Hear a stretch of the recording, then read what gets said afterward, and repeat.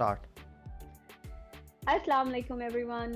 Well, how are you, Desi Rendezvous family? Today we're having yet another exciting episode for you. और आज हमारी जो episode है वो कहीं ना कहीं कुछ मुल्क से बाहर जाने के बारे में है, क्योंकि हमने देखा है कि बहुत सारे लोग हैं, बहुत सारे स्टूडेंट्स हैं, एस्पायरिंग स्कॉलर्स हैं जो कि पीएचडी के लिए जो है वो मूव करना चाहते हैं, लेकिन कहीं ना कहीं वो फंस जाते हैं। वैसे पाकिस्तान में ब्रेन ड्रेन भी हो रहा है, उसके ऊपर हमने एक एपिसोड की थी, उसका लिंक हम नीचे डाल देंगे अगर आप उस बारे में जानना चाहते हैं। बट आज की जो एपिसोड है इट्स मोर लाइक एकेडमिक, और अगर आप पीएचडी के लिए एनरोल होना चाहते हैं, एमफिल के लिए एनरोल होना चाहते हैं, लेकिन स्पेसिफिकली आज हम ज़्यादा बात पीएचडी के लिए करेंगे, तो हमारे पास आज इसके बारे में बात करने के लिए who is the better option? Well, none other than Dr. Usman Bhutta. Well, you already know about him a little. Let me give you a review और थोड़ा सा और बैकग्राउंड देती हूँ।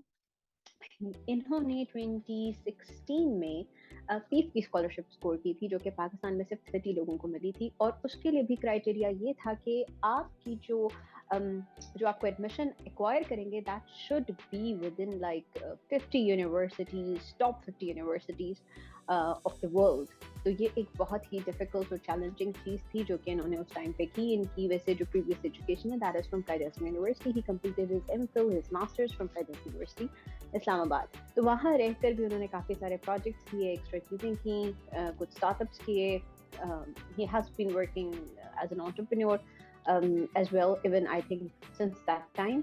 लेकिन other than that, once he was able to secure that scholarship in robotics and artificial intelligence in HCAST, जो कि उस टाइम पर वर्ल्ड रैंकिंग में टॉप 20 पे थी और इस वक्त वो टॉप 30 में। सो आप ये सोच सकते हैं कि जब हम किसी भी टॉप यूनिवर्सिटी के लिए अप्लाई करते हैं तो बहुत सारे मसले होते हैं, बहुत सारे स्टूडेंट्स होते हैं जो आपस में सोच रहे होते हैं कि उन्होंने कैसे करना है और या कहाँ जाना है। तो इन तमाम चीज़ों के जो आंसर्स हैं वो आज हम जो है वो डॉक्टर उस्मान से लेंगे और उनसे पूछेंगे कि आखिर उन्होंने ये मार्का कैसे मारा था, क्योंकि ये काफ़ी डिफ़िकल्ट चीज़ है। ये तो सुनने में और बताने में ही मुझे जो है वो ख्याल आ रहा है कि हाउ डिफ़िकल्ट इट इज़। तो doctor Usman, welcome to your own desi rendezvous. Thank So you, how are thank you, you today? Sadia, and thank you for the wonderful introduction. हाँ जी, वैसे और इसके साथ साथ मैं ये भी ऐड कर दूंगी कि अभी माशाल्लाह अपनी इन्होंने पीएचडी कंप्लीट कर ली, और पीएचडी करने के बाद इनको एक और जो है प्रोफेसर ने जो है वो कहीं ना कहीं से उन्होंने कहा यही लड़का चाहिए मुझे लैब में, और फिर उन्होंने इनको पोस्ट डॉक में रख लिया।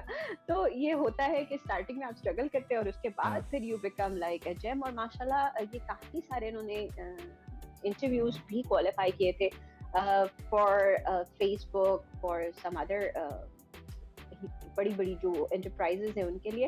लेकिन खैर उसके बारे में हम ज़्यादा इन्फॉर्मेशन जो है वो उस्मान से खुद लेंगे। तो उस्मान, कैसे हैं आप? अल्हम्दुलिल्लाह मैं ठीक ठाक। काफ़ी लंबा चौड़ा इंट्रोडक्शन हो गया है काफ़ी चीज़ें। यस। अच्छा, मेरा आपसे क्वेश्चन है कि एलिजिबिलिटी क्राइटेरिया क्या है फॉर पीएचडी? वेल, ये डिपेंड करता है, वेरी करता है केस टू केस के आप कहाँ पे अप्लाई कर रहे हैं। जनरली अगर आप स्पेसिफिकली यूएस की बात करें तो वहाँ पे जीआरई और टॉफल जो हैं वो कंपलसरी हैं, वो आपको सम हाउ क्लियर करने पड़ते हैं, अदरवाइज़ आपका वहाँ पे एडमिशन नहीं होता। और अगर आप यूके की बात करें या ऑस्ट्रेलिया की बात करें, इवन यूरोप में जो कंट्रीज़ हैं वहाँ की बात करें, तो वहाँ पे जो मेन क्राइटेरिया उनका है कि आइल्स टॉफल की रिक्वायरमेंट होती है उनकी। और बाकी डिपेंड करता है, लाइक कुछ यूनिवर्सिटीज़ आपको इवन के उसका भी रिक्वायर नहीं करते, मतलब इंग्लिश सर्टिफिकेट भी नहीं चाहिए होता है अनलेस कि आपकी जो डिग्री है वो एक इंग्लिश मीडियम जो है यूनिवर्सिटी से हो। लाइक पाकिस्तान में जैसे जनरली हमारा जो एकेडमिक है वो इंग्लिश में ही है। तो मतलब वो कंट्रीज़ आते हैं जैसे कोरिया है, इवन हांगकॉन्ग है, तो यहाँ पे भी वो जो है रिक्वायरमेंट नहीं होती कि आप आइल्स या टॉफल वगैरह भी दें, बट अगर आप दे देते हैं तो that's also good for you.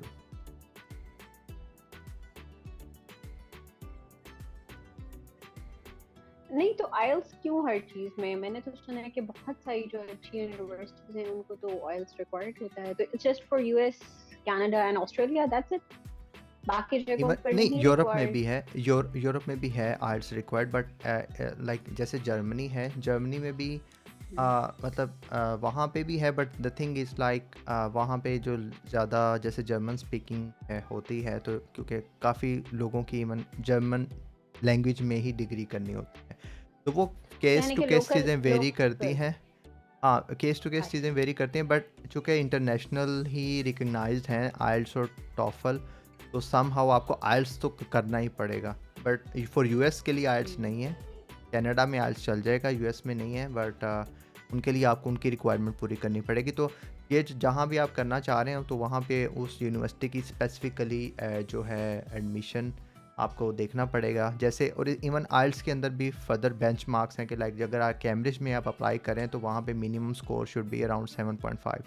तो अगेन ये केस टू केस वेरी करता है, ऑस्ट्रेलिया के लिए थोड़ा सा लेस होगा, बट सम हाउ आपको ये जो क्राइटेरिया पूरा करना पड़ेगा अच्छा। एप्लीकेशन प्रिपेयर करने के। अच्छा Usman, what about age? Age के लिहाज से और आपकी जो ग्रेड्स हैं उसके लिहाज से भी थोड़ा सा गाइड करें। एज का पीएचडी के लिए एज सच कोई स्पेसिफिकली नहीं है, क्योंकि रिसेंटली हांगकांग से ही हैं हमारे सीनियर, तो ही वाज अराउंड 45, तो उन्होंने रिसेंटली ग्रेजुएट किए हैं पीएचडी से। तो मेरा नहीं ख्याल एज का फैक्टर है। इवन यूरोप में भी आई थिंक ऑक्सफोर्ड और Cambridge, I don't know the exact university, वहाँ पे एक मतलब स्टूडेंट ने काफ़ी मतलब आई थिंक मोर देन 20 या 30 इयर्स में पीएचडी कंप्लीट की है। तो जो है एज का कोई ऐसा जो है वो नहीं है problem. Okay, but there is one more thing I would like to ask, because जो आप स्कॉलरशिप अप्लाई करते हो, जैसे आपने भी की स्कॉलरशिप की थी, तो उसके लिए एक जो है वो कट ऑफ एज लिमिट थी, इफ या यू या रिमेम्बर। तो या ये वाला थोड़ा सा जो है वो अगर आप इस बारे में बता दें कि अगर हमारी कुछ जो अच्छी अच्छी स्कॉलरशिप्स हैं जो ऑल अक्रॉस द ग्लोब आती हैं, तो उनमें क्या एज लिमिट होती है, या कुछ ऐसी स्कॉलरशिप्स भी हैं कि जिनमें कोई एज लिमिट नहीं है? अगर पाकिस्तान की बात करें ना, तो पाकिस्तान में आई थिंक जो हैं स्कॉलरशिप्स जो एचईसी ऑफ़र करता है, मतलब एचईसी भी मल्टीपल अगेन मल्टीपल जो है उनके प्रोग्राम्स हैं। अगर उनका फैकल्टी डेवलपमेंट प्रोग्राम देखें तो आई थिंक उसमें एज लिमिट नहीं है। बट अगर जैसे उनके और बाकी प्रोग्राम हैं और जैसे हम्म। पीफ के हैं तो वहाँ पे एज लिमिट 35 ईयर है। बट अगर आप फॉरेन स्कॉलरशिप्स की बात करें तो वहाँ पे जनरली एज लिमिट नहीं होती, क्योंकि पीएचडी हम्म। एक थोड़ा सा कह लें कि डिफरेंट काइंड ऑफ स्टडी है। तो वो मतलब उसमें फिर उनको जो लोग हैं वो काम वाले चाहिए होते हैं। ऑफ कोर्स जितना ज़्यादा एक्सपीरियंस वाला बंदा होगा उसके लिए पीएचडी ज़्यादा इजी होगी, बट आई हाईली रिकमेंड कि एटलीस्ट आप बिफोर 30 ही पीएचडी के लिए स्टार्ट कर लें। और even I observe in Hong Kong like यहाँ पे डायरेक्ट बैचलर्स के बाद भी आप पीएचडी के लिए जा सकते हैं। और कई professor like they completed their PhD before I think 28 year old, or now they are like हम्म। assistant associate professor। बट अगर आपने PhD करनी है तो try to go for as soon as possible, क्योंकि यंग एज में आप ज़्यादा एनर्जी कंज्यूम कर सकते हैं, आपके इतने वो फैमिली मैटर्स नहीं होते, और आपके पास ज़्यादा मतलब हार्ड वर्किंग आपकी एक बॉडी कहते हैं कि वो कंज्यूम कर सकती बिल्कुल है। सो बिल्कुल, because yes yes, it's quite demanding. या अच्छा, तो what are the requirements for submitting an application for a PhD program at a top university? कोई generically आप इस बारे में गाइड कर सकते हैं? हाँ, उसके लिए मतलब मेन है कि जनरली ओके, दो तरह की चीज़ें होती हैं इसमें, रिक्वायरमेंट दो तरह की होती हैं। एक तो ये होता है कि लाइक फर्स्टली आपने पीएचडी के लिए प्रोफेसर्स को अप्रोच करना होता है, ठीक है? जब आपको पता नहीं हो कि आपने कौन सा स्कॉलरशिप के लिए अप्लाई करना है, राइट? अगर तो आप फुल ब्राइट या मतलब और कोई जो है Marie Curie type scholarship apply करें तो उनका तो ऑफ कोर्स क्राइटेरिया आता है, उसमें आपको प्रोफेसर्स वाला हेडेक नहीं है। बट उसमें अगेन उसके मुताबिक आपने अपने एप्लीकेशन प्रिपेयर करनी पड़ती है। बट अगर आपके पास ऐसा कुछ नहीं है तो आपको प्रोफेसर से कांटेक्ट करना पड़ता है, ठीक है? Generally professor have a lot of fundings, तो अगर उनको कैंडिडेट अच्छे लगते हैं तो हर सेमेस्टर में वो कैंडिडेट ले रहे होते हैं। इवन इन हांगकांग ये यही क्राइटेरिया है, लाइक अगर आपने आना है तो 6 मंथ्स पहले आप स्टार्ट कर दें और जो प्रोफेसर के साथ आपका हो। अब उसके लिए आपके पास ये कि एटलीस्ट उसको अपना सीवी भेजें और उस रिसर्च प्रपोजल दें उसको अपना, जो कि उसी से रिलेटेड हो, मतलब आपके एरिया से और प्रोफेसर के एरिया से, क्योंकि जनरली प्रोफेसर्स के पास फंडिंग जो होती है वो उसको अपने ही प्रोजेक्ट से रिलेटेड होती है। तो जो फिर उस प्रोजेक्ट में कंट्रीब्यूट करेगा of course he will gonna call him back. तो तो ये उस्मान, क्या हम प्रपोजल, सॉरी, अगर तो ये जो प्रपोजल है उसके ऊपर हम कोई और अलग प्रोग्राम करेंगे जिसको हम फिर इसके साथ लिंक कर देंगे रिसर्च प्रपोजल के हिसाब से? प्रपोज़ल को मैं इसी में ही सेशन में इंशाल्लाह आगे आपको फर्दर बता दूंगा। ठीक है, सो स्टे ट्यून्ड। हम वैसे नीचे हाँ, उसका टाइम स्टैम्प भी दे देंगे। या ठीक हो गया। ओके। तो कितना इम्पोर्टेंट है रिसर्च एक्सपीरियंस? क्या आपके पास हुँ, ऑलरेडी उस फील्ड के अंदर रिसर्च एक्सपीरियंस हो when you are applying for a PhD program at a top university? I mean, कभी कभी ऐसा भी होता है कि मेरी फील्ड उससे मिलती जुलती होती है लेकिन वो एग्जैक्ट नहीं होती जो कि हुँ। वो प्रोफेसर अपनी लैब में रन कर रहा होता है। तो इन सिचुएशंस पे भी थोड़ा सा बता दें, गाइड कर दें। उसमें भी 2 चीज़ें हैं। नंबर 1 के मतलब अगर आप research experience in terms of publication बात करें तो वो बहुत ज़रूरी है। अच्छा। ज़रूरी नहीं कि आपका रिसर्च उससे मैच करे, but in terms of publication to at least है सम नो हाउ कि आपने कैसे एक रिसर्च करनी है, उसको राइट कैसे करना है, उसमें मतलब हम्म, पूरा एक पब्लिश किया होता है, वो पूरा एक्सपीरियंस अगर आप गो थ्रू हुए हैं तो वो बहुत ज़रूरी है। विदाउट पब्लिकेशन कोई भी स्कॉलरशिप अचीव करना इज़ वेरी चैलेंजिंग और वो इतना इजी नहीं है। हाँ, अगर सोशल साइंसेस साइट्स पे बात करें तो वहाँ पे जनरली इतनी पब्लिकेशंस नहीं होती, बट उसमें भी अगर आपकी थोड़ी बहुत रिसर्च हो तो फिर आपके चांसेस ज़्यादा हैं। बट अगर आप इंजीनियरिंग वाली या साइंस की बात करें तो वहाँ पे आपको जो स्कॉलरशिप के लिए जो है आपको पब्लिकेशन रिक्वायर्ड है। अब उसमें भी क्राइटेरिया होता है, लाइक अगर आप जैसे पाकिस्तानी स्कॉलरशिप पे बात करें तो आपको ऑफर लेटर वही यूनिवर्सिटी देगी जो आपका प्रोफाइल पसंद करेगी। तो प्रोफाइल में आपके पास क्या है? प्रोफाइल में आपके पास या तो आपका सीवी है, सीवी में ठीक है आप एक्सपीरियंस बता दें, बट यूनिवर्सिटी को जो मेन चीज़ चाहिए होती है वो उनका 2 चीज़ों पे होता है फोकस। एक तो रिसर्च स्टेटमेंट पे होता है और सेकंडली आपकी पब्लिकेशन पे होता है कि लाइक जो आप कह रहे हैं अगर आप उसको अपने ही काम से रेफ़र करके कहेंगे तो उसकी जो ऑथेंटिसिटी बनेगी वो सिंपल एप्लीकेशन की नहीं बनेगी। और हम्म, कंपटीशन काफ़ी ज़्यादा है, मतलब ओवरऑल अगर आप वाकई टॉप यूनिवर्सिटी को मतलब करना चाह रहे हैं टारगेट, तो आपको काफ़ी मेहनत करनी पड़ेगी। तो उसके लिए बेटर है कि आप एमफ़िल करें पाकिस्तान से, एमफ़िल और एमएस करें और कोशिश करें कि मतलब अगर जर्नल नहीं कर सकते तो 1 या 2 कॉन्फ्रेंस पेपर लाज़मी करें अगर वाक़ई आप इस काम मामले में सीरियस हैं। और काफ़ी लोग मेरे से इस बारे में भी क्वेश्चन करते रहते हैं कि यार हम मतलब एक ऐसे एरिया से बिलॉन्ग करते हैं जहाँ पे हम अपने बड़ा मुश्किल से गुज़ारा करते हैं, तो हम क्या करें? तो मेरी उनके लिए भी यही सजेशन है कि आप मूव करें लाहौर या इस्लामाबाद साइड पे। और वहाँ पे जनरली जैसे हम कायद-ए-आज़म यूनिवर्सिटी में थे तो लोग क्या करते थे कि लाइक ट्यूशन्स वहाँ पे उनको अच्छी एक इनकम जनरेट हो जाती है ट्यूशन्स के थ्रू। तो मेरी रिकमेंडेशन ये है कि आप जो भी है एमफ़िल या एमएस करें। और आई थिंक नस्ट और लम्स वाले आपको इनफैक्ट सैलरी भी ऑफ़र करते हैं। तो आपके पास ऑप्शंस हैं और बेटर तो यही है कि आप पीएचडी करें किसी टॉप यूनिवर्सिटी से करें, उसके बाद उसके भी काफ़ी आगे बेनिफिट्स होंगे आपकी यूनिवर्सिटी रैंकिंग के मुताबिक। तो yes, these are the things.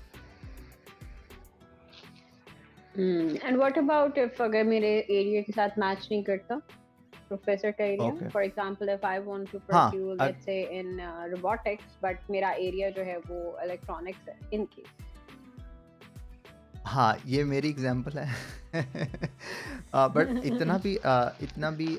देखें इतना भी डिफरेंट नहीं होना चाहिए, क्योंकि आई वुड रिकमेंड कि अगर आपका एमफ़िल उसी चीज़ में है जिसमें आप वो करना चाह रहे हैं, तो ये आपके लिए काफ़ी आसानी करेगी, नहीं तो ये बड़ा स्ट्रेसफुल हो जाएगा।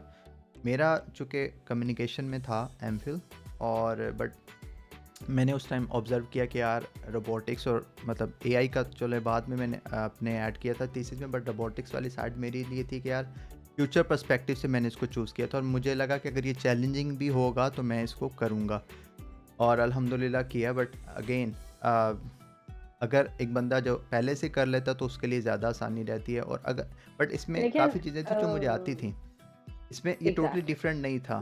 काफ़ी चीज़ें थी जो आती थी, जैसे प्रोग्रामिंग है, प्रोग्रामिंग स्किल होगी आपकी, और काफ़ी कोर्सेज़ जो थे वो मैंने यहाँ के पढ़े हुए थे। सिर्फ़ 2-4 चीज़ें थी जो मुझे एडिशनल करनी पड़ी, बट इतना डिफरेंट नहीं था मेरा टॉपिक के। और आई थिंक अगर आप एज़ अ एमफिल स्टूडेंट देखें तो पीएचडी के लिए आप जहाँ भी जाएँगे वहाँ पे आपको नई चीज़ ही करनी पड़ेगी। आप टोटली कवर नहीं कर सकते अपने एमफिल में सारी चीज़ें। समहाउ थोड़ा बहुत हुँ। डिफरेंट होगा, बट अगर आपका थोड़ा रिसर्च एक्सपीरियंस है, थोड़ा-सा आपका मतलब कह लो बैकग्राउंड है, तो आप you can go for that. And Usman, would you like to add that you were also working on different things? So, for example, you were working on software से related चीजें, and you were taking on some freelance projects as well, which were related to somehow programming and या robotics as well. तो वो सारी चीजें कहीं ना कहीं ओवरलैप करती हैं, तो क्या हम यहाँ पर ये भी कह सकते हैं कि आप लोग अपने जो एक्सपीरियंस है उसको थोड़ा ब्रॉड करें, एक जगह पर वो हाँ, जो नहीं कहते कुएं का मेंढक बन के ना रहें, ट्राई कि आप डिफरेंट चीजें ट्राई करें। जो कॉलेज लाइफ यूनिवर्सिटी लाइफ होती है उसमें बेसिकली यही करना होता है जो हमारे बहुत सारे लोग नहीं करते। तो हाँ। अनकॉन्शियसली ही सही he was doing that already, may be college hmm, university शायद वो ऐसा माहौल दे देती है या इंसान वैसे अपना माहौल खुद बनाता है। So you keep on doing that, तो वो आपको फिर फायदा देता है, बिकॉज ये इतने आसान नहीं होते इंटरव्यूज। अगर आपका सॉलिड बैकग्राउंड नहीं है तो कोई आप पे पैसा लगाकर आपको आपके मुल्क से उठाकर वहां नहीं बुलाएगा, राइट? हाँ। अच्छा जी। बिकॉज हमारे लोग कहते हैं कि हमने जाना भी बाहर है और पैसे भी नहीं लगाने। So that's also there. हाँ, काफ़ी काफ़ी चीज़ें हैं, मतलब इसमें देखें, अगर हाँ आपके जी। पास, अगर लोग कहते हैं कि मेरी प्रोग्रामिंग नहीं है तो मैं क्या करूँ? You can go for content writing. ये भी बड़ा अच्छा एरिया है। उसके या अलावा फिर कोर्स कर लें, आप कोर्स कुछ कर कर लें, सकते हैं, अपने स्किल स्किल्स को डेवलप बेहतर कर कर लें। सकते हैं, हाँ। और अगर आप हाँ कंटेंट जी। राइटिंग करते रहें तो फिर आपको ऑफ कोर्स अगर पब्लिकेशन राइटिंग में आपको प्रॉब्लम नहीं होगा। और हम्म। काफ़ी चीज़ें आप जो भी करेंगे समहाउ दुनिया में कहीं न कहीं, कभी न कभी आपके लिए चीज़ें आ जाएँगी काम पे। ठीक हो गया। आई थिंक हमने इसमें एकेडमिक बैकग्राउंड को शायद कुछ हद तक कवर कर दिया है, इस चीज़ जी। को, इस चीज़ में। तो हमारा जो एकेडमिक बैकग्राउंड है उस पे उस्मान ने साथ ही जो है वो कमेंट कर दिए। Would you like to add anything else और should we move to the next question? I think it's enough. Maybe अगर किसी ओके। किसी के कमेंट होंगे स्पेशल, कोई डेडिकेटेडली कुछ चाह रहा होगा तो आप कमेंट्स में ऐड कर सकते हैं, तो I will try to answer that. Okay. अच्छा, what are the steps involved in application process for a PhD programme? Steps क्या होते हैं? ओके, स्टेप्स ये होते हैं इसमें, मतलब आपने पहले अपने आप को एनालाइज करना है कि आप करना क्या चाह रहे हैं, आप जाना कहाँ चाह रहे हैं। अपना माइंड बनाना है आपने कि यार मैं ऑस्ट्रेलिया जाना चाह रहा हूँ, या मैं मतलब किसी इंग्लिश कंट्री में मूव करना चाह रहा हूँ, या मैं किसी यूरोप में किसी कंट्री में मूव करना चाह रहा हूँ, या मैं किसी ऐसे कंट्री में मूव करना चाह रहा हूँ कि जहाँ लैंग्वेज का प्रॉब्लम होगा तो मैं बियर कर लूँगा। वो उस केसेस में होता है जब आपका मतलब कह लें कि इतना अच्छा प्रोफाइल नहीं होता इन टर्म्स ऑफ पब्लिकेशन, राइट? तो हम्म। पहले तो आपने अपना माइंड बनाना है, और उसके मुताबिक फिर आपने जब once you decided then make a list of professors कि आपने किस किस प्रोफेसर को अप्रोच करना है। आपने उनके पेपर पढ़ने पड़ेंगे आपको, राइट? ताकि आपको और मज़ीद आइडिया हो कि यार ये लोग क्या चीज़ काम कर रहे हैं, और अगर आपको उसकी समझ नहीं आती तो उस प्रोफेसर को कभी भी अप्लाई मतलब आप जो है अप्रोच ना करें।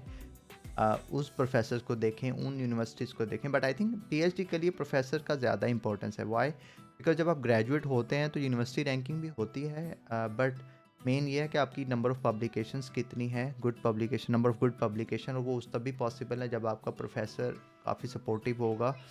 और अगर आपका प्रोफाइल अच्छा होगा तो उसके बाद फिर आप कहीं भी जा सकते हैं।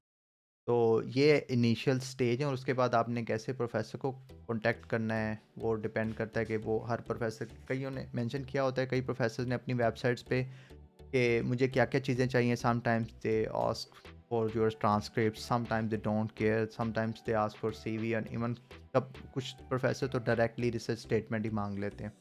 तो वो वेरी करती हैं चीज़ें, बट समहाउ अगर मैं फिंगर टिप्स पे बता दूँ तो एक आपका सीवी रेडी होना चाहिए, और एक आपका रिसर्च स्टेटमेंट है रेडी होना चाहिए, और अगर एक पब्लिकेशंस है तो वो भी आपने एक फ़ाइल बना के अपनी सारी पब्लिकेशन की 1 पीडीएफ बना लेनी है, और ट्रांसक्रिप्ट्स वाली भी बना लेनी है। तो जो चीज़ चाहिए होती है, और इसके अलावा cover letter is also very important. उसमें आपने उनको ये बताना होता है कि व्हाई यू, राइट?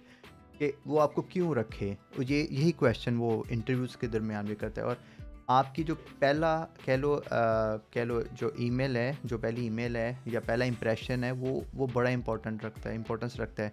बिकॉज़ जो अच्छे प्रोफेसर हैं, जो बड़े प्रोफेसर हैं, they are getting hundreds of email every day from all of the world. जो हमारे खासकर जो एशियन साउथ एशियन कंट्रीज़ हैं वहाँ पे तो आपको पता है हर बंदा बाहर जाने की ट्राई करता है और कुछ प्रिपेयर करता भी नहीं, और ऐसे ही मिलने जा रही हैं प्रोफेसर्स को तो वो इग्नोर हो जाती हैं। तो आपका जो ईमेल है वो मतलब मैं आगे बता दूंगा कि कैसे आपने बेटर उसको ईमेल राइटिंग करनी है या क्या क्या कैसे होना चाहिए।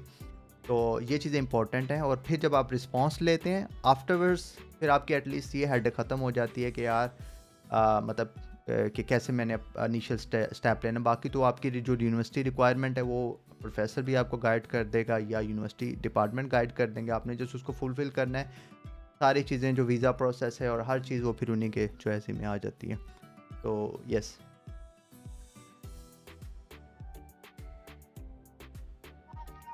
All right. Would you like to add something else?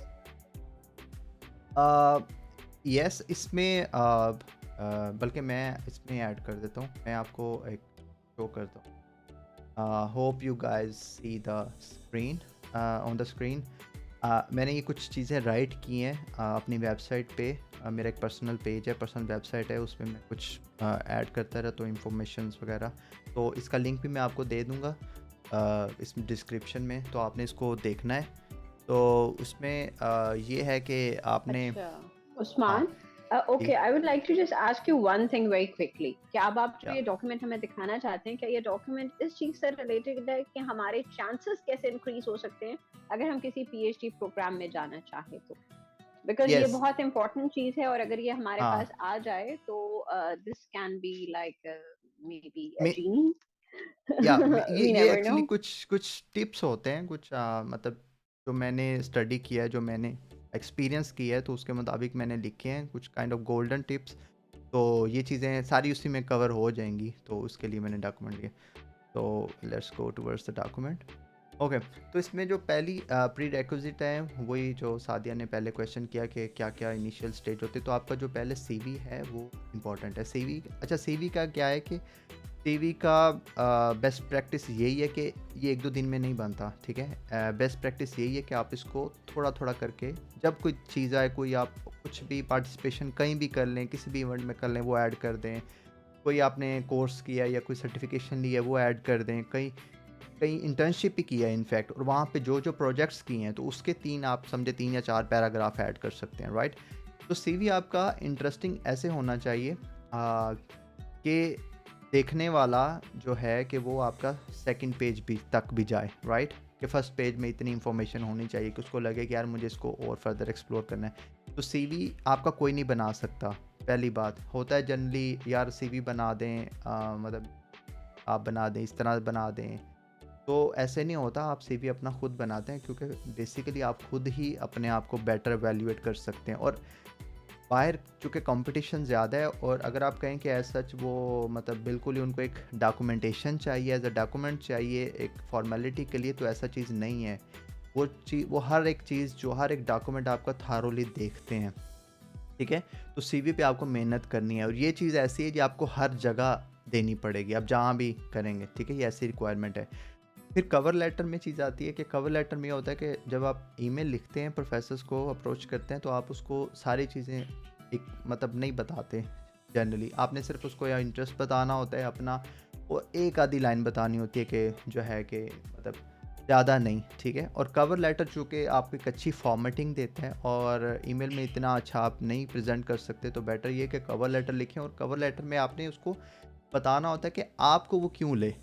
अब आप उसके लिए काफ़ी चीज़ें आप बता दें कि यार मैं अवार्ड विनर हूँ, या मैं मेरा इतना जीपीए मतलब सीजीपीए है, या मैं पब्लिकेशंस इस तरह से है, या उसके अलावा मतलब जो जो आपके पॉजिटिव पॉइंट्स हैं उसकी लैब से रिलेटेड या उससे रिलेटेड, या आप एक अच्छे राइटर हैं, या आप मतलब एक स्टार्टअप्स में आप उसकी हेल्प कर सकते हैं।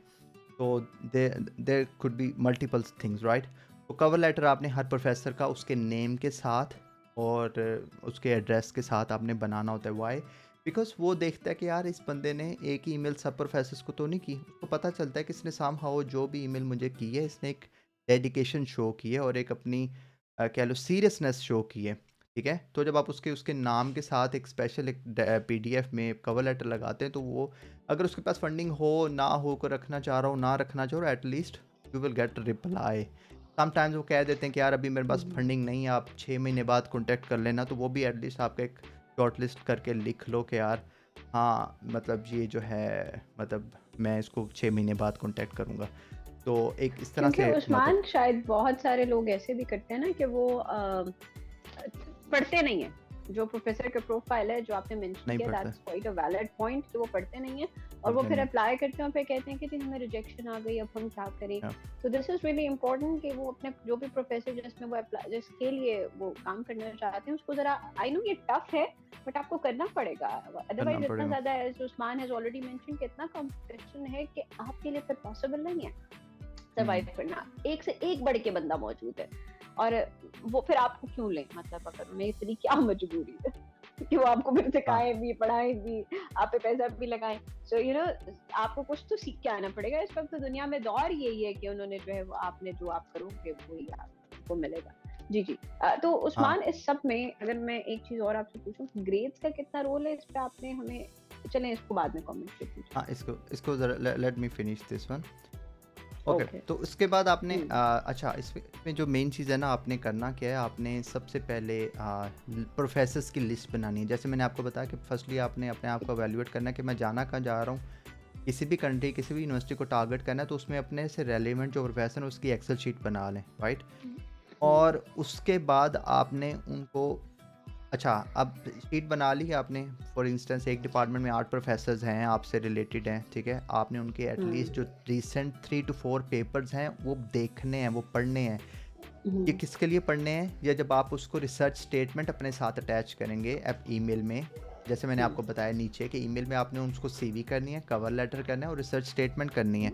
अब जो ये रिसर्च हम्म स्टेटमेंट है, ये एक अनदर कह लो कि इम्पोर्टेंट पार्ट है आपकी वैल्यूएशन का, कि यार इस बंदे ने, अगर फॉर इंस्टेंस अगर आपके पास कोई पब्लिकेशन नहीं है, उसके बावजूद हम्म अगर आप अपनी डेडिकेशन शो करते हैं उसको, उसके 3-4 पेपर पढ़ के एक एज़ अ समरी उसको बताते हैं कि यार मैं अगर आया तो मैं इस पेपर को ऐसे एक्सटेंड करूँगा, मैं ऐसे लेके हम्म चलूँगा, तो वो समहाउ वो मोटिवेशन देखता है कि यार वाक़ई यार इस बंदे ने मेरा काम पढ़ा है, ठीक है? और ये हम्म वाक़ई काम कर सकता है, उससे उनको अंदाज़ा हो जाता है। और ये आपको 3-4 उसके पेपर पढ़ के ही आइडिया होगा, ठीक है? जब तक आप ये नहीं हम्म करेंगे तो जनरली, अगेन मैं दोबारा आपको बता दूँ कि वो hundreds of email everyday receive कर रहे होते हैं, क्योंकि हर जगह से बंदा बाहर जाना चाह रहा है, और अभी तो कुछ यूनिवर्सिटी की रिक्वायरमेंट ही नहीं है कि मास्टर भी हो स्टूडेंट, राइट? तो हम्म लोग बैचलर के बाद भी डायरेक्ट पीएचडी में एनरोल हो रहे हैं। तो जब आप ये चीज़ें अपनी करेंगे, ठीक है, अपना, अच्छा, फिर जो आपने अपना एक्सपीरियंस किया है, जो अपना इवन कोर्सेज पढ़े हैं या कुछ रिसर्च किया है, आप उसको रिलेट करें प्रोफेसर के जो वर्क के साथ, ठीक है? तो आप एक जैसे प्रपोज़ल लिखते हैं, प्रपोज़ल बनाएं कि यार ये उसका मतलब एब्स्ट्रैक्ट है, ये मैंने आपके पेपर पढ़े थे, उसके बाद ये मेरा काम है, मैं चाह रहा हूँ इसको ऐसे-ऐसे एक्सप्लोर करूँ, कुछ ग्राफ डाल दें या कुछ फ्लो हम्म चार्ट बना दें, और एट द एंड जो हम्म इम्पोर्टेंट चीज़ है, साइटेशन ऐड करें। उसमें उसके पेपर और अपना जो काम के जो आपसे रिलेटेड पेपर हैं वो लिखें। कोई 8-10 साइटेशन हो, तो उस पे भी प्रोफेसर हम्म प्रोफेसर को इम्प्रेस होता है कि यार वाक़ई ये बंदा जो है, ये वाक़ई मोटिवेट है। और अगेन ये हम्म चीज़ें आपको खुद लिखनी है। क्यों लिखनी है? क्योंकि अगर आप किसी से फॉर इंस्टेंस लिखवा भी लेते हैं, ड्यूरिंग इंटरव्यू वो आपको रिजेक्ट कर देंगे, उनको पता होगा ये इस बंदे ने लिखा ही नहीं है, ठीक है? तो जब हम्म तक काम तो आपको करना पड़ेगा, जब तक हम्म काम करना पड़ेगा, जब तक आप ये चीज़ें पूरी नहीं करेंगे, वो रिप्लाई नहीं करेंगे, और हम्म अगर रिप्लाई कर भी देते हैं लकीली ड्यूरिंग इंटरव्यूज़, हम्म वो आपको रिजेक्ट कर देंगे, क्योंकि उनको वो, देखिए वो हम्म प्रोफेसर हैं और वो बड़े, मतलब कह लें कि ऊंचे लेवल पे बैठे हैं, और वो फ़ौरन एवेलुएट कर लेते हैं किसी भी बंदे को, यार ये हम्म इसका काम है कि नहीं है, या जो भी है। और हम्म अगर वो, और अगर फॉर इंस्टेंस वो एवेल्यूएशन में भी कहते हैं कि वो थोड़ा सा कर देते हैं, बट जब आप यहाँ आते हो तो यहाँ जो कंपटीशन, आप उसके साथ compete नहीं कर सकते अगर आप खुद से ये चीज़ें नहीं कर सकते, क्योंकि पीएचडी में भी आपको पेपर लिखने हैं, पीएचडी में भी आपको हम्म सिमिलर स्टाफ करना है, तो अगर आप पहले कर लेंगे तो इससे कोई मसला नहीं होगा, और आपके चांसेस बढ़ेंगे, आपका टाइम ज़ाया नहीं होगा। तो ये आपको 2-4 चीज़ें करनी पड़ेंगी, फिर आपको रिस्पॉन्स आएगा प्रोफेसर से। ओके। और ये लिंक हमने नीचे दे दिया है, काइंडली आप हाँ, इसको, आई थिंक ये इतनी अच्छी एडवाइस है कि अगर हुँ, आप इसको ध्यान से देखेंगे तो डेफिनेटली जो है वो आप जा सकते हैं। सिर्फ बातों से काम नहीं चलेगा। बातों से कुछ काम नहीं हिलना चलेगा। जुलना करना पड़ेगा, ठीक है, कुछ हिलना दैट्स पड़ेगा। True. That's true, that's true. कुछ प्रोफेसर्स को जो है वो मिलना पड़ेगा, फिर उनसे बात करनी पड़ेगी, then only it's going to be possible. Otherwise जो या है वो आप नहीं पहुंच सकते और डॉक्टर नहीं बन सकते और एक्सेल नहीं कर सकते। शायद बन भी जाए तो एक्सेल ना करें।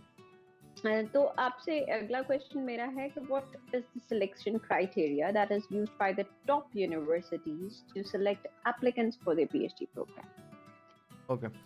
सिलेक्शन उसमें क्राइटेरिया कोई स्पेसिफिक है? उसमें मैं बताता हूँ कि जनरली अगर तो कोई ऑर्गेनाइजेशन है, ठीक है, जहाँ पे हम्म। प्रोफेसर्स का पता नहीं, जैसे फुल ब्राइट है, या जैसे हम्म। जैसे और जैसे कंट्री लेवल की ऑर्गेनाइजेशंस है, उसमें प्रोफेसर्स की पार्टिसिपेशन इतनी नहीं होती। उसमें जो मेन चीज़ है वो आप उसमें भी आपसे रिसर्च स्टेटमेंट मांगी होती है, उसमें भी आपसे हम्म। ये चीज़ें कवर लेटर वगैरह मांगा होता है। और वो लोग उसमें चूँकि ऑर्गेनाइजेशन स्टडी कर रही होती है, उसके मुताबिक उन्होंने पॉइंट रखे होते हैं। आइल्स स्कोर हो गया, टॉफल स्कोर हो गया, जीआरई स्कोर हो गया, वो मेन वैल्यूएशन उनके हम्म। यूनिट्स होते हैं, ठीक है। और उसके मुताबिक वो एलोकेट कर देते हैं लोगों को। अ, उसमें भी बट और जो एक शायद प्रोफेसर्स, मोटिवेशन लेटर, कवर हाँ लेटर को वही, मोटिवेशन लेटर भी हाँ कहते हैं, कवर, आई हाँ गेस। मोटिवेशन लेटर, हाँ यस मोटिवेशन हम्म। लेटर पे कहते हैं, ठीक है। तो वो उस चीज़ पे आपको वैल्यूएट करके हर बंदा देखता है, पढ़ता है। That's important. वो पढ़ते हैं, हर चीज़ पढ़ते हैं, एक एक लाइन पढ़ते हैं, हर चीज़ के नंबर होते हैं और उसको रैंक करते हैं, उसके मुताबिक आपकी वैल्यूएशन होती है। बट यानी कि हम जो, छापा नहीं मार सकते। हाँ, छापा-छापा नहीं मार सकते। और क्योंकि जब वो रीड करते हैं, इनफैक्ट मैं, मेरे पास भी कोई डॉक्यूमेंट आएगा, मैं रीड करूँगा, मुझे पता चल जाएगा यार, अगर ये फ़लाँ यूनिवर्सिटी से है, पाकिस्तान से है, तो ये क्या कह रहा है और ये मतलब सही भी कह रहा है कि नहीं, तो मुझे पता चल जाएगा, ठीक है। तो इसी तरह हम्म। से, बट हाँ, अगर आप स्कॉलरशिप, जैसे यूनिवर्सिटी लेवल के स्कॉलरशिप्स हैं, वो ज़रा ईज़ी होते हैं। क्यों? उसमें सिर्फ़ आपको प्रोफ़ेसर्स को ही राज़ी करना होता है और उसके टिप्स मैंने आपको बता दिए हैं। क्योंकि प्रोफेसर रिकमेंडेशन, जब आपकी एप्लीकेशन के साथ आपके प्रोफेसर की रिकमेंडेशन लग गई, तो then there is a lot of chances. जैसे हांगकांग का हम्म। मैं बताऊं कि यहाँ के जो प्रेस्टिजियस स्कॉलरशिप है वो HKPFS है, ठीक है। और हम्म। उसमें भी काफ़ी पाकिस्तानी आते हैं, प्रोफेसर रिकमेंड करते हैं, बट सम टाइम्स वो फेल हो जाते हैं, स्टूडेंट्स को कुछ को नहीं मिलता। बट उस केस में प्रोफेसर अपनी फंडिंग से उनको बुला लेते हैं। उसकी अमाउंट थोड़ी सी कम होती है, बट सम हाउ चूँकि प्रोफेसर ने आपको ये येस किया हुआ है, तो वो क्या करते हैं कि आपको बुला लेते हैं। तो येस, तो ये जो चीज़ें हैं इसमें।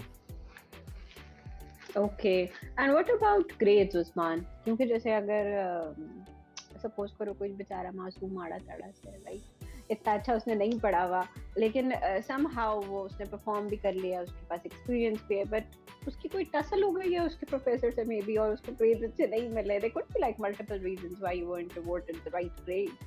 तो उस केस में ग्रेड्स कितना काम करते हैं? क्या आपको जरूरी है कि 4/4 या 5/5 whatever is the highest criteria, उतने ही आपके जो है वो ग्रेड्स होने चाहिए, 90% या 95% है तो ही हम कर सकेंगे? बिकॉज ये बहुत सवाल लोग करते हैं और मैं इधर उधर जो हमारे स्कॉलरशिप नेटवर्क्स हैं डिफरेंट, उनके ऊपर भी ये बहुत ज्यादा क्वेश्चन बार बार रेज किया जाता है। तो आप इस पर क्या कहते हैं? वैसे you were post a student, तो आप तो इस पर या इस मामले में सही गए हैं, लेकिन क्या आपके इर्द गिर्द में कोई ऐसे लोग आपने देखे हैं कि जो इतने स्ट्रेट ए स्टूडेंट्स नहीं थे, जिन्होंने 80-90% नहीं किया, लेकिन still they landed a scholarship for themselves? हाँ, अच्छा इसमें ये काफ़ी मतलब है पाकिस्तान में। जनरली जो वैल्यूएशन होती है ना, वो कहते हैं इसके ग्रेड है, उस ग्रेड को देख के होता है। बट इनफैक्ट पाकिस्तान में भी इतना कॉमन नहीं है। आप किसी कंपनी में जाएंगे तो आप उसको बता दें कि आपका पूरा GPA 4/4 है, बट वो तब तक ट्रस्ट नहीं करेंगे जब तक आप उनका इंटरव्यू क्लियर नहीं करते। लाइक दे हैव अ, नहीं, what you about will, PhD ना? व्हाट हाँ अबाउट PhD के पीएचडी लिए तो मैं है वही ही बता रहा हूँ। एकेडमिक ना? हाँ, हम्म। PhD के लिए भी सेम क्राइटेरिया है, ठीक है। जनरली जनरली जो रैंकिंग आपकी होती है, आपकी पब्लिकेशंस की बेस पे होती है, ठीक है। आपके कवर लेटर, रिसर्च स्टेटमेंट की बेस पे होती है, आपके कोर्सेज के ग्रेड्स की बेस पे नहीं हो का। ऐसा कोई इतना हम्म। फ़ायदा नहीं होता, क्योंकि मैंने काफ़ी लोगों को देखा है, मतलब जो PhD कर रहे हैं उनके इतने अच्छे ग्रेड्स नहीं थे, but somehow they are, उन्होंने बड़ा अच्छा और अच्छी अच्छी यूनिवर्सिटी से ग्रेजुएट हुए हैं वो। तो वो, उसको अगर मैं देखूं तो ग्रेड्स इतने इंपॉर्टेंट नहीं। और ना ही मैं जब बता रहा हूँ कि बहुत कम रेयर केसेस हैं जिसमें आपको प्रोफेसर पूछता है कि यार अपने ट्रांसक्रिप्ट सेंड करो, बहुत रेयर केसेस हैं, कोई होगा कोई एक आधा, वो कोई कोई इस तरह तो मतलब आइडियल केस तो कोई नहीं हो सकता ना कोई तो पूछ ही सकता है, बट जनरली वो आपसे रिसर्च स्टेटमेंट, पब्लिकेशन और सीवी देखते हैं, उसी बेस पे सारी वैल्यूएशन होती लेकिन व्हाट इफ यूनिवर्सिटी का क्राइटेरिया हो? कई बार यूनिवर्सिटी भी तो कहती है ना कि एक सर्टेन ग्रेड आपका होना चाहिए। है। देखें उसमें अगेन हाँ, उसमें आप मिनिमम जो लेवल है उसका आई थिंक उसको वो ज़रूर कर सकते हैं कि लाइक अगर 2.5 है या उससे कम नहीं होना चाहिए, इस चीज़ को आप ज़रूर कर सकते हैं, बट ओवरऑल एवेल्युएशन आपकी एप्लीकेशन की वो What? आपकी नहीं होती। हम्म, हाँ, जैसे बहुत सारी जैसे स्कॉलरशिप्स है हाँ, जैसे कैम्ब्रिज अगर वो आइल्स 7.5 कह रही है उनका क्राइटेरिया है, तो आपको क्या लगता है अगर 8 होगा तो उसके पॉइंट ज़्यादा हो जाएँगे? ऐसा नहीं होगा। हाँ, उनकी एप्लीकेशन क्राइटेरिया है कि यार ये चीज़ इसकी इतनी मिनिमम होनी चाहिए, बाकी इवैल्यूएशन आपकी दूसरी चीज़ों की होती है कि हाँ, उसके मुताबिक। वैसे हार्वर्ड या ऑक्सफोर्ड या कैम्ब्रिज ये तो बहुत बड़े बड़े नाम है, तो या इसमें तो आई थिंक स्ट्रेट एज ही जाते हैं, बल्कि टॉपर्स जाते हैं और क्रीम जाती है, तो उसके लिहाज से तो नहीं, बट जो बाकी यूनिवर्सिटीज हैं उसके लिहाज से यस देयर देखिए इज अ अगर अगर डिफरेंस। अगर टॉपर अगर क्रीम चाहती है, देखें अगर वो भी आप उनका खाली ग्रेड्स ना देखें, उनका बाकी प्रोफाइल भी देखें। अगर उनके लेकिन ग्रेड्स भी तो अच्छे हैं। They must have good publication. अगर उनकी हम्म पब्लिकेशन नहीं है, आपके जितने भी ग्रेड्स हैं, आप अच्छा हम्म स्कॉलरशिप नहीं ले सकते, ठीक है? तो बट उस्मान, अगर आपकी पब्लिकेशन है और सपोज करो हम्म, ग्रेड नहीं है, तो भी वो कंसिडर नहीं करते। बहुत सारे लोग रिजेक्ट हो जाते हैं क्योंकि उनके कंपटीशन में कोई ऐसे लोग बट होते हैं हाँ हाँ जिन्होंने बट दोनों चीजें की होती हैं। हाँ For the top 5 universities or top 10 universities, I mean for them, even for you when you landed no in अगर 17th अगर number अगर आप university, देखें अगर तो आप उसमें भी फुल ब्राइट के लिए हम्म, अप्लाई करते हैं ना, फुल ब्राइट के लिए तो आपका जीआरई स्कोर और टॉफर स्कोर देखते हैं और उसी बेस पे आपको रैंक करते हैं। उसमें आपसे ट्रांसक्रिप्ट यूनिवर्सिटी लेवल पे, हाँ ड्यूरिंग एडमिशन यूनिवर्सिटी हम्म, लेवल पे for the verification they will gonna ask you, right? But before the valuation for everything they don't ask your transcript generally. but better to be on the higher side, better to attain uh, या better to attain good, good yes, grades, या just to be on the safe side, just to be, हाँ ये नहीं कि आप just to बिल्कुल ही increase your मतलब chances. बिल्कुल ही Otherwise 2.5 से universities नीचे बहुत चले जाएं। सारी हैं जो फिर आपका ग्रेड को इतना नहीं कंसिडर करेंगी, तो no but 2.5 is year minimum. Wise universities है ना।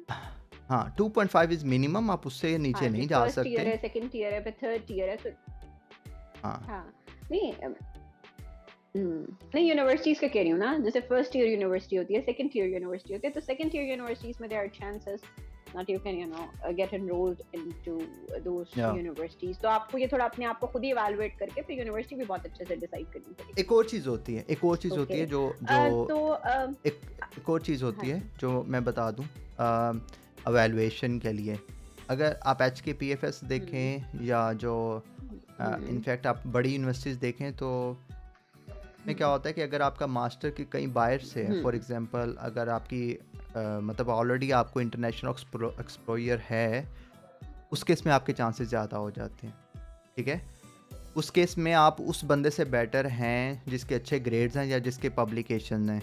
वो देखते हैं अगर आपका मल्टी कंट्री, हम्म जैसे आप कहीं से भी कर लें, सऊदीया से कर लें, कोरिया हम्म से कर लें, जापान से कर लें, कहीं से जर्मनी से मास्टर कर लें, ठीक है? तो उस केस में आपकी एप्लीकेशन और स्ट्रांग हो जाती है। तो ये आपका कह सकते हैं कि ये ज़्यादा। हम्म, अच्छा, so how do the admission committees at universities evaluate research proposals? So research proposals को वो कैसे जो है वो पूरा थ्रैश करते हैं और उसको देखते हैं और उसको कैसे उसमें से सेलेक्ट करते हैं, क्या करते हैं कि ठीक है ये अच्छा लग रहा है, इसका नाम अच्छा लग रहा है, इसकी प्रिंटिंग अच्छी लग रही है, इसका फॉन्ट अच्छा लग रहा है, किस बेस पे सेलेक्ट करते हैं? या आपकी तस्वीर लगी होती है, तस्वीर को देख के कहते हैं? एक्चुअली अब रिसर्च प्रपोजल पे वही बात है कि आपने जितनी मेहनत की होगी, ठीक है, उसके मुताबिक वो आपको एवेलुएट करेंगे और बड़ा फेयर उनकी जो एवेलुएशन होती है। और जब तक आप खुद नहीं लिखोगे और अपने काम से रिलेट नहीं करोगे चीज़ों को, आप अच्छे उसमें मतलब कह लो कि नहीं आ सकते रैंक पे। तो उसके लिए अगेन आप जिस यूनिवर्सिटी को टारगेट करें, प्रोफेसर को टारगेट करें, उनके पेपर्स पढ़ें, उनको अपने काम से रिलेट करें, बताएं, साइटेशन लिखें, जो एक प्रॉपर रिसर्च का जैसे फॉर्मेट होता है वैसे उसको लिखेंगे तो ऑफ कोर्स वो आपको अच्छे देंगे, और यही कमेटी देखती है। अगर आप वैसे लिखते हैं, जर्नल लिखते हैं कि जैसे होता है ना वो माय टीचर और माय बेस्ट फ्रेंड और माय टीचर बेस्ट टीचर, और उसका ऐसे जो जनरली होता है कि सिर्फ टीचर की जगह फ्रेंड कर कर करके, तो इस तरह करेंगे तो ये चीज़ आपके काम नहीं करेगी। That's funny.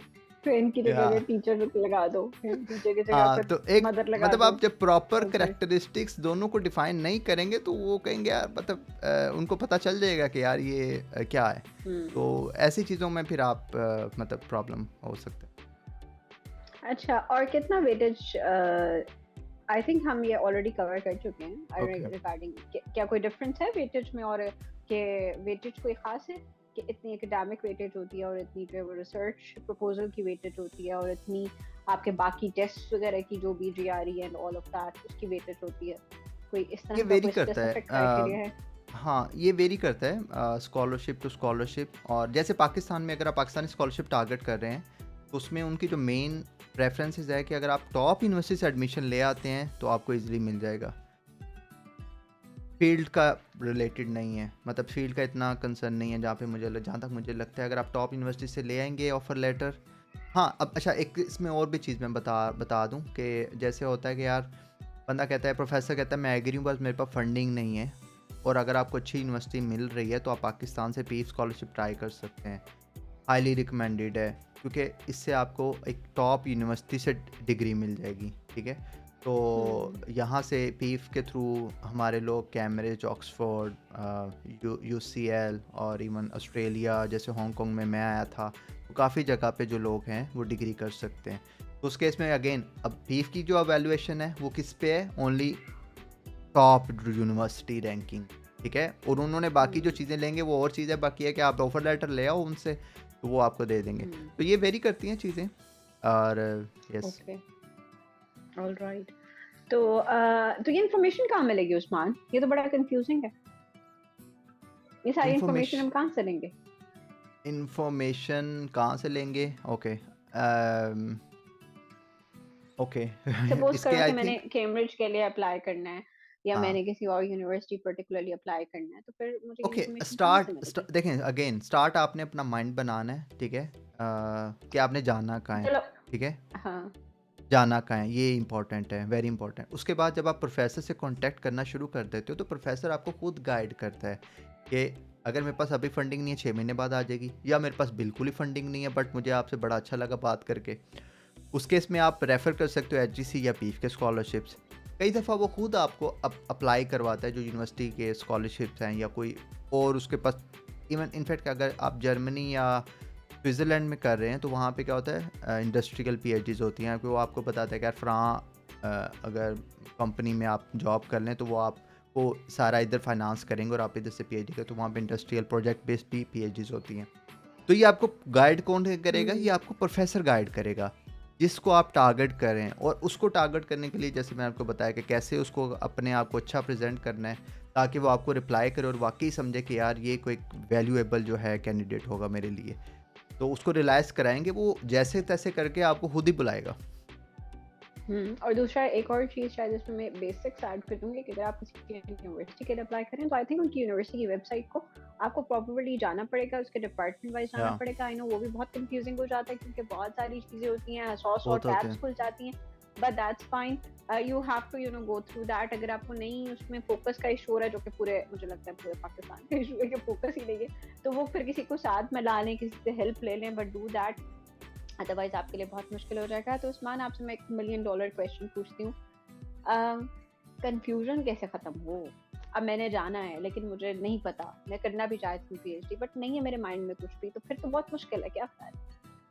देखें अगर या फिर कोई इस तरीका है मतलब कहाँ से डिसाइड करूँ कि ये ऑस्ट्रेलिया है या अमेरिका है या कनाडा है या कुछ भी है, अगेन ये यूरोप है या देखें जर्मनी है या हांगकांग है? अगेन वही बता रहा हूँ। देखें अगर आप मतलब अवेलुएट करते हैं यार मेरी पब्लिकेशन नहीं है, अगर पब्लिकेशन नहीं है तो इट्स वेरी हार्ड टू से कि आपका ऑक्सफोर्ड या कैम्ब्रिज या किसी इस तरह इनफैक्ट मतलब अच्छी जगह पे हो, ठीक है। तो आपने अवेलुएट ठीक करना है। है। उस केस में क्या होता है कि जैसे आप यूरोप में जाएँ जैसे नॉर्वे या कहीं फ़िनलैंड या स्वीडन या कोरिया, ठीक है? आप वहाँ पे देखते हैं, वहाँ पे जो वैल्यूएशन है थोड़ी-सी कम होती है, ठीक है?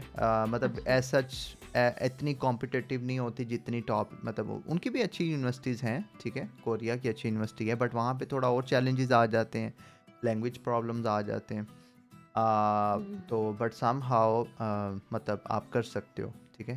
जब आप स्टार्ट कर दो वैल्यूएट करना है, आप देखो हम्म। स्कॉलरशिप नेटवर्क है, वहाँ पे भी देखो आते रहते हैं, और जैसे जैसे आपको प्रोफेसर रिस्पॉन्स करेगा ना, आपको खुद ही आइडिया हो जाएगा कि आप कहाँ पे फिजिबल हैं, ठीक है?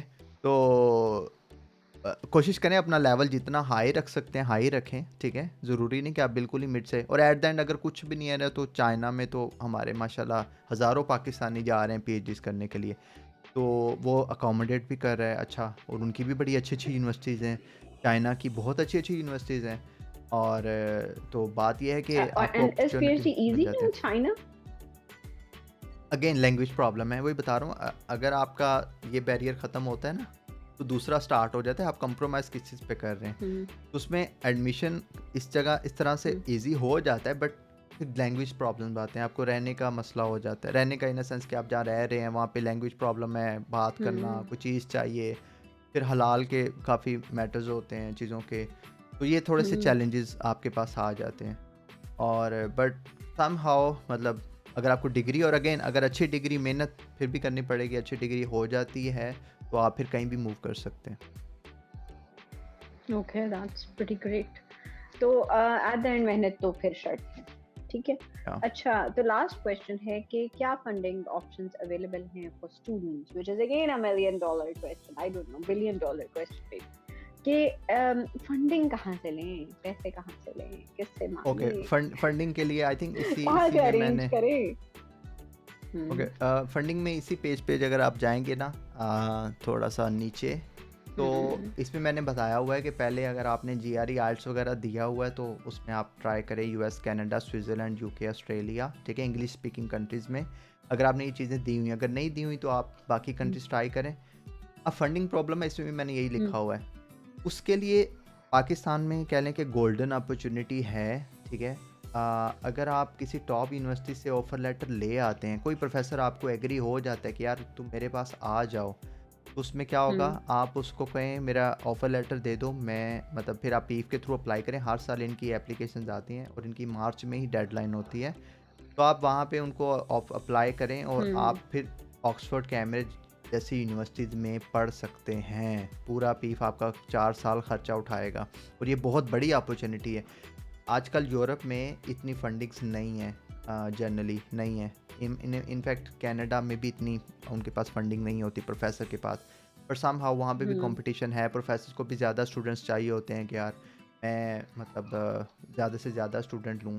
तो बेटर यही है कि आप उसको मतलब आप उनसे कांटेक्ट करें, वो आपको एग्री हो जाएंगे, और पहले आपने उनको फंडिंग करनी बताना, दैट्स इंपॉर्टेंट, क्योंकि जो पाकिस्तानी फंडिंग है जैसे एच है, पीफ है, ये थोड़ी सी कम होती है, और ये फिर आपको वही बात है, थोड़ा सा ये भी आपको टाइम मतलब प्रॉब्लम करेगा कि यार थोड़ा स्लो सिस्टम है, कई दफ़ा फ़ीस आपकी 2-2 महीने बाद जा रही है, कई दफ़ा आपको पैसे 2-2 महीने बाद मिल रहे हैं। बट अगर आप मर-मरा के बट टॉप यूनिवर्सिटी से कर सकते हो, ठीक है? बट कोशिश करें प्रोफ़ेसर ही आपको फंड करे, ठीक है? पर देखें अगेन कंप्रोमाइज़ है ना आपका, मतलब अगर आप ये सह रहे हैं सारा कुछ एक अच्छी डिग्री के लिए कर रहे हैं ना, तो अगर प्रोफ़ेसर कर देते वेल एंड गुड, नहीं तो यूरोप और कनाडा में फंडिंग नहीं है जनरली प्रोफ़ेसर्स के पास। उसको सिर्फ़ एक सीट चाहिए कि कोई एक स्टूडेंट आके ऐड हो जाए, तो कोशिश करें उनको अप्रोच करें। वो आपको खुद ही बताएगा, एप्लीकेशन प्रोसेस कर दें, और यहाँ पीफ है, एचईसी है, वो आपकी खुद हेल्प करेगा, आपको पूरा 4 साल इंशाल्लाह वो करेगा। अगर आप इस काबिल हुए, ये बहुत जरूरी थी।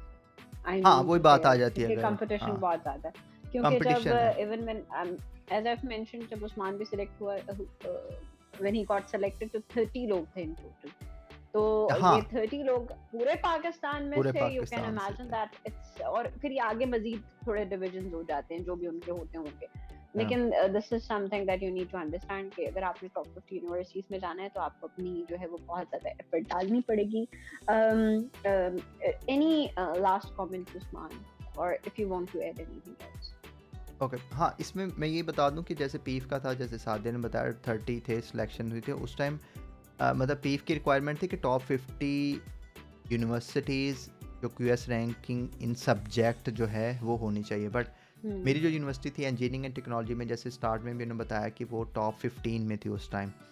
तो जो टॉप यूनिवर्सिटी को आप अप्रोच करेंगे तो आपके चांसेस काफ़ी ज़्यादा हो जाएंगे, जो अगर आपके माइंड में हो कि पीफ यूज़ करें। बट पीफ का अगेन मैं आपको बता रहा हूँ, इसका सेकंड ऑप्शन रखें जब आपको प्रोफेसर एग्री ना हो। पहले अपनी जो फुल कंसंट्रेशन है वो अपनी एप्लीकेशन पे प्रोफेसर्स को मतलब स्टार्ट कर दें, अप्रोच करना, एक लिस्ट बनाएं। अच्छा, एक और चीज़ मैं बता दूं आप लोगों को, एक थोड़ी सी क्या इंस्पिरेशन के लिए, कि मैंने जब अप्लाई किया था तो मैंने कोई 80 प्रोफेसर शॉर्ट लिस्ट किए थे। और यू कैन इमेजिन कि हम्म। मैंने 80 प्रोफेसर्स को ईमेल्स की थी।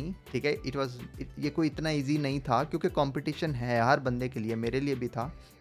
अब उसमें था कि कुछ प्रोफेसर्स रिप्लाई करते, कुछ नहीं करते। तो उसका तरीका ये होता है कि आप जिसको ईमेल किया उसको, मतलब मैंने एक डेट मेंशन करता था कि इस डेट पे ईमेल किया, पूरे एक वीक के बाद मैं उनको रिमाइंडर सेंड करता था कि सर मैंने आपको फ़लाँ टाइम पे ईमेल की थी, आपने मुझे रिप्लाई किया। तो उस टाइम मतलब कह लें कि ओवरऑल मुझे चार चार 3 से 4 रिप्लाई आ गए थे प्रोफेसर्स के, और उसमें फिर मैंने फाइनल जो है इस चीज़ को किया था। तो आपको एक एफर्ट पुट करनी पड़ेगी। यस। उस्मान, टाइम दोबारा बताएं, कितने मंथ्स में आपने सब कुछ किया था? It took for me, I think जब मैंने स्टार्ट किया था पीएचडी में, मैंने माइंड बना लिया था कि मैंने अगले साल एनरोल होना ही होना, चाहे जहाँ भी हूँ। ठीक है, तो उस केस में मैंने सितंबर से स्टार्ट कर दी थी। हम्म। आइडियल केस यही होता है आप अगस्त टू सितंबर स्टार्ट कर दें। ठीक है, और करते कराते फिर क्योंकि वो 2-3 महीने में प्रोफेसर एग्री हो जाते हैं या नहीं होते, जो आपको पता चल जाता है।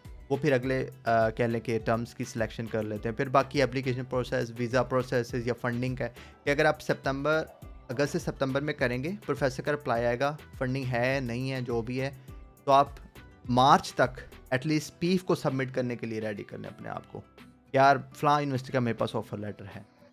राइट, तो इस तरह से होता है कि फिर ओके। आप एक और साल अगर में बाहर मार्च जा में हो सकते हैं। जाएगा, हाँ, तो हाँ, फिर जुलाई अगस्त तक आप मूव कर जाते हो, आप राइट? मूव कर जाती है। अच्छा, दैट्स प्रीटी गुड। अच्छा, अब हम नेक्स्ट एपिसोड करेंगे ना Usman, that would be on your experience. ठीक है, कि आपका पीएचडी का यहाँ तक का तो सफर हमने सुना, एक्सपीरियंस कैसा रहा, कि मतलब जो बाहर का कहते हैं कि जी बहुत अच्छा रहता है एवरीथिंग, तो वो एक उसमें अच्छी बातें भी बतानी है, चैलेंजेस भी बताने हैं और या अपॉर्चुनिटीज भी बतानी है, तो वो हम नेक्स्ट उस पर फिर मेंशन कर देंगे। But okay. यहाँ तक आई थिंक दैट्स ग्रेट, और मेरी तरफ से सब लोगों को यही है कि प्लीज अपनी एफर्ट डालें, अपनी मेहनत डालें, इंशाल्लाह या something is meant for you, it's going to happen no matter what, no matter how, no matter where, it is going to happen। but अपनी एक दफा एफर्ट जरूर डालें, ये तो हमारे जो बिलीफ भी यही है कि इंसान को वही मिलता है जिसके लिए वो कोशिश करता है। एक दफा कोशिश जरूर करो अपने दिल से ना, वो क्या कहते हैं, शाहरुख का भी एक है ना, जब किसी चीज को सच्चे दिल से चाहो तो पूरी कायनात तुम्हें उससे मिलाने में लग जाती है, राइट? तो हु नोज, आपका प्रोफेसर या आपको जो है वो देख रहा और कह रहा हो कि यही है वो जिसकी मुझे तलाश थी। That's true. तो या, जी उस्मान, आप कुछ लास्ट मैसेज देना चाहेंगे? लास्ट मैसेज बस यही है कि शॉर्टकट नहीं है, शॉर्टकट नहीं है, चाहे जॉब के लिए या पीएचडी के लिए, लाइफ में प्रोग्रेस के लिए there is no shortcut. Right, अगर आप शॉर्टकट कर लेंगे आप घूम घुमा के उसी जगह पे आ जाएंगे। जब तक सो आप ट्रू। जब तक आप मेहनत नहीं करेंगे आप एक नेक्स्ट लेवल पे नहीं जा सकते। राइट, और यू जो कांट चीज़ें अचीव, या सो ट्रू। हाँ, जो चीज़ें आपने मतलब करनी है वो आपने मेहनत पुट करोगे, एफर्ट पुट करोगे तो होंगी, और अल्लाह की तरफ से भी बरकत आ जाएगी, हेल्प हो जाएगी, कुछ भी हो सकता है। बट एफर्ट करनी पड़ेगी, और एफर्ट करें, अपना ख्याल रखें, अपने साथ वालों का भी ख्याल रखें, और खुश रहें।